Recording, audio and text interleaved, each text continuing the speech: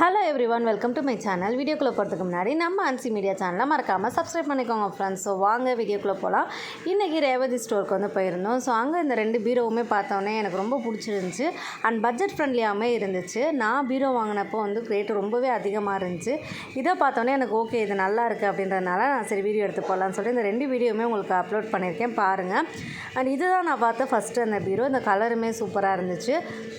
இதோட ப்ரைஸ் எல்லாமே வந்து ரொம்ப ரீசனபிளாக இருந்துச்சு. பீரோ வாங்குறப்ப சொல்லுவாங்க நல்லா கனமாக வாங்கணும் அப்படின்னு சொல்லி. கனமாக வாங்கணும் தான், ஆனால் தூக்கிட்டு மேலே வரக்குள்ளேயும் நம்ம கனமாயிருவோம் போல், அந்த அளவு வெயிட்டு நான் வாங்கின பீரோ எல்லாமே.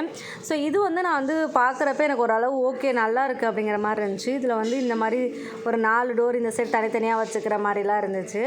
அண்டு இதில் இன்னொன்று என்னன்னு பார்த்தீங்கன்னா, சைடில் வந்து மிரர் கொடுத்துருந்தாங்க.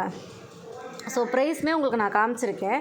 இந்த பீரோவில் பார்த்தீங்கன்னா சைடில் அப்படியே ஃபுல்லாகவே மிரர். இது ஓப்பன் பண்ணுறப்ப உங்களுக்கு நல்லாவே தெரியும். வெளியில் ஒரு மிரர் இருக்குது, அப்படியே இந்த சைடு இதில் அப்படியே கண்ணாடியாக ட்ரான்ஸ்பரண்ட்டாக தர்ற மாதிரி. ஸோ இதில் நம்ம பேங்கிள்ஸு, ஷாலு அந்த மாதிரி எல்லாமே சேர்த்து வச்சுக்கலாம். ரொம்பவே வந்து வெயிட்டுன்னு சொல்ல முடியாது, லைட் வெயிட்டுன்னு சொல்ல முடியாது, கரெக்டான ஒரு வெயிட்டாக இருந்துச்சு. பார்க்குறப்ப எனக்கு ரொம்ப பிடிச்சிருந்துச்சு. அதில் 2 லாக்கர் கொடுத்துருந்தாங்க. மற்றபடி வந்து கபோர்டு எல்லாமே வந்து எப்பயும் போல தான் இருந்துச்சு. உன் மதிப்பை முடிவு செய்ய வேண்டியது நீ தான், உன்னை சுற்றி இருப்பவர்கள் அல்ல.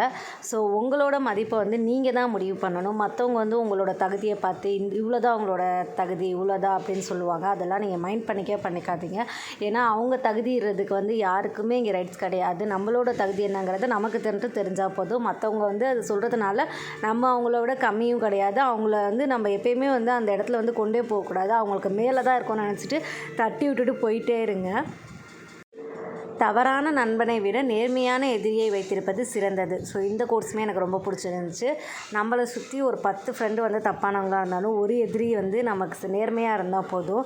ஏன்னா வந்து இந்த 10 ஃப்ரெண்ட்ஸுமே வந்து நம்மளை வந்து அழிக்கிறத விட அந்த ஒரு எதிரிக்கிட்ட நம்ம வந்து போராடி ஜெயிச்சிடலாம். அவ்வளோதான். வீடியோ பிடிச்சிருந்தா நம்ம சேனலை மறக்காமல் சப்ஸ்கிரைப் பண்ணிக்கோங்க. Thank you all.